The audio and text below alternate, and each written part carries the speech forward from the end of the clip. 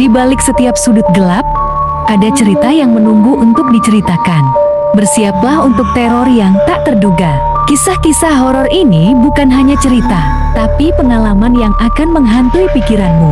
Di tempat ini, suara-suara bisikan akan menjadi teman tidurmu. Selamat datang di Story Horor.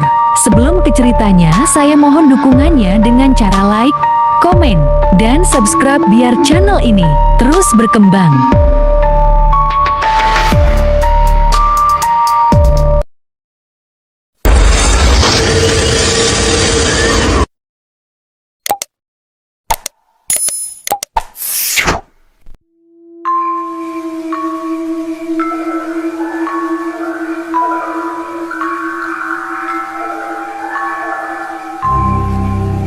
Assalamualaikum warahmatullahi wabarakatuh. Selamat datang kembali di channel ini, tempat berkumpulnya kisah-kisah horor, misteri, dan cerita yang akan membuat bulu kuduk merinding. Malam ini, kami akan membawakan sebuah kisah tentang seseorang yang nekat melakukan sumpah pocong demi membuktikan dirinya tidak bersalah. Namun, setelah sumpah itu diucapkan, teror demi teror mulai menghantui hidupnya. Benarkah sumpah pocong hanya sebuah ritual biasa? Atau ada konsekuensi mengerikan bagi siapapun yang berani berdusta di hadapannya? Matikan lampu jika berani. Gunakan headset agar suasananya semakin terasa. Dan jangan lupa, siapkan nyali kalian. Selamat mendengarkan. Malam itu, hujan turun tanpa henti. Angin berembus dingin melewati celah-celah. Rumah tua di sebuah desa terpencil di Jawa Barat. Warga desa percaya bahwa ada satu hal yang tidak boleh dilakukan sembarangan. Sumpah pocong. Sebab sekali seseorang bersumpah di hadapan Tuhan dengan tubuh dibungkus kain kafan, maka setiap dusta akan menagih balasnya sendiri. Inilah kisah tentang seorang pria bernama Raka yang menyesal seumur hidup karena berani melakukan sumpah pocong demi menyembunyikan sebuah rahasia. Raka dikenal sebagai pemuda yang ramah. Ia bekerja sebagai pengurus koperasi desa dan dipercaya banyak orang. Namun suatu hari, uang kas desa sebesar 50 juta rupiah hilang tanpa jejak. Semua bukti mengarah kepada Raka. "Kamu yang pegang kuncinya, kah?" kata Pak Lurah dengan wajah kecewa. Raka membantah keras. Ia merasa dijebak, tetapi tak seorang pun percaya. Bahkan sahabatnya sendiri, Denny, memilih menjauh karena desakan warga semakin besar. Seorang tetua desa mengusulkan jalan terakhir.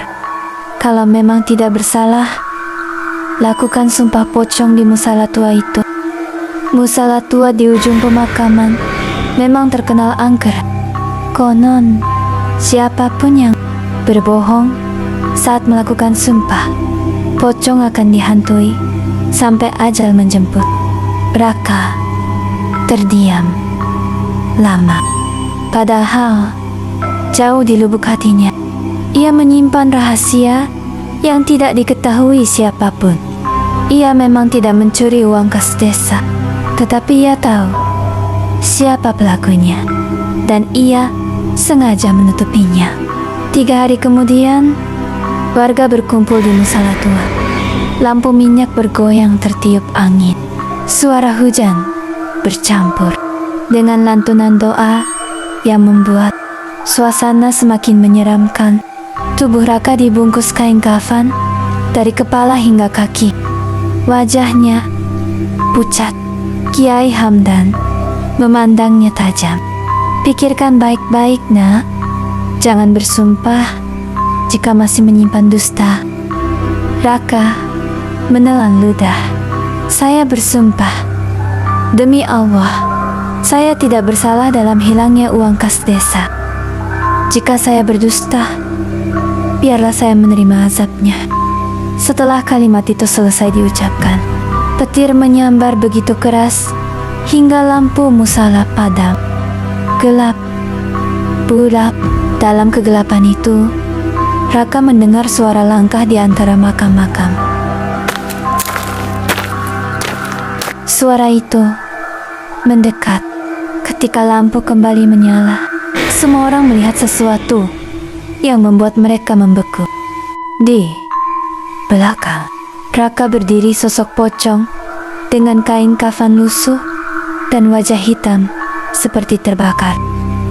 Lalu sosok itu menghilang seketika. Warga panik dan berlarian keluar dari musala. Hanya Kiai Hamdan yang tetap berdiri sambil membaca ayat-ayat suci. Raka gemetar hebat. Sejak malam itu, hidup Raka berubah. Setiap pukul 12 malam, ia mendengar suara kain terseret di halaman rumahnya. Ketika ia membuka jendela, tak ada siapapun di sana. Namun tanah di depan rumah selalu dipenuhi jejak, seperti bekas lompatan. Ibunya mulai ketakutan. Raka, siapa yang datang setiap malam? Tidak ada, Bu. Jawabnya, berbohong. Suatu malam, suara itu terdengar dari dalam rumah. Raka mengikuti suara itu hingga ke dapur. Di sana, ia melihat kain kafan tergantung di langit-langit. Kain itu meneteskan air, bercampur tanah kuburan. Saat ia menyentuhnya, kain itu jatuh dan membungkus tubuhnya dengan sendirinya. Raka menjerit. Dalam balutan kain kafan itu, ia mendengar bisikan tepat di telinganya. Katakan yang sebenarnya. Ia berhasil melepaskan diri. Tetapi sejak saat itu, tubuhnya dipenuhi lebam-lebam hitam yang tak bisa dijelaskan. Dokter, Kiai Hamdan datang menemui Raka. Kamu memang tidak mencuri uang itu, tapi ada dosa lain yang kamu sembunyikan. Raka menangis. Akhirnya, ia mengaku. Pelaku sebenarnya adalah Denny, sahabatnya sendiri.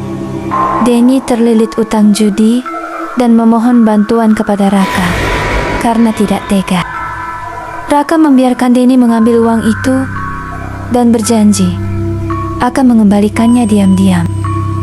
Namun sebelum uang itu kembali, kasusnya terbongkar. Raka takut kehilangan kepercayaan warga.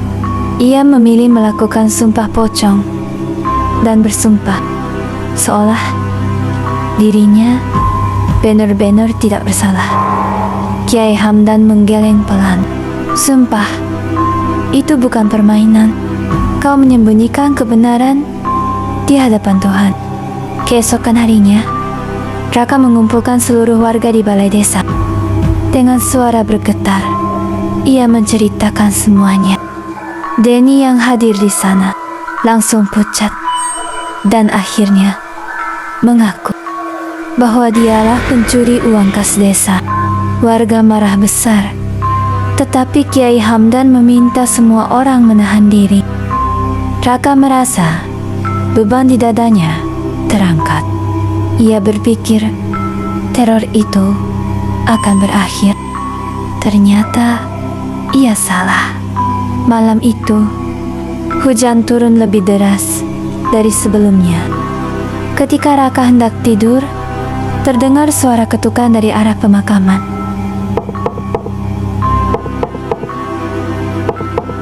Ia membuka pintu perlahan. Di Di depan rumah berdiri sosok pocong yang sama. Kali ini wajahnya terlihat jelas. Wajah itu adalah wajah Raka sendiri. Mata sosok itu kosong dan mulutnya tersenyum lebar. Kebenaran memang sudah kau ucapkan, bisiknya. Tapi sumpahmu telah terlanjur naik ke langit. Sosok itu melompat mendekat. Raka berteriak dan berlari menuju musala tua. Tetapi langkahnya terasa berat, seperti ditarik dari dalam tanah. Saat ia tiba di depan musala, pintunya terbuka sendiri. Di dalamnya berdiri puluhan pocong, mengelilingi sebuah liang kubur yang baru digali. Di batu nisannya tertulis, Raka. Nah, ia jatuh, terduduk. Satu persatu pocong itu melompat, mendekat, sambil mengucapkan kalimat yang sama. Jangan bersumpah dengan dusta.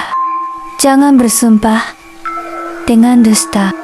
Keesokan paginya, warga menemukan Raka pingsan di depan musala dengan tubuh dingin dan wajah dipenuhi tanah kuburan. Sejak kejadian itu, ia tidak pernah lagi berbicara sepatah kata pun. Denny menyerahkan diri kepada polisi dan uang kas desa berhasil dikembalikan. Namun Raka tetap hidup dalam ketakutan sampai akhir hayatnya. Konon, setiap malam Jumat Kliwon masih terdengar suara kain kafan terseret di sekitar musala tua. Dan jika ada orang yang berani berbohong sambil menyebut nama Tuhan, suara itu akan berhenti tepat di depan rumahnya. Demikianlah kisah horor malam ini.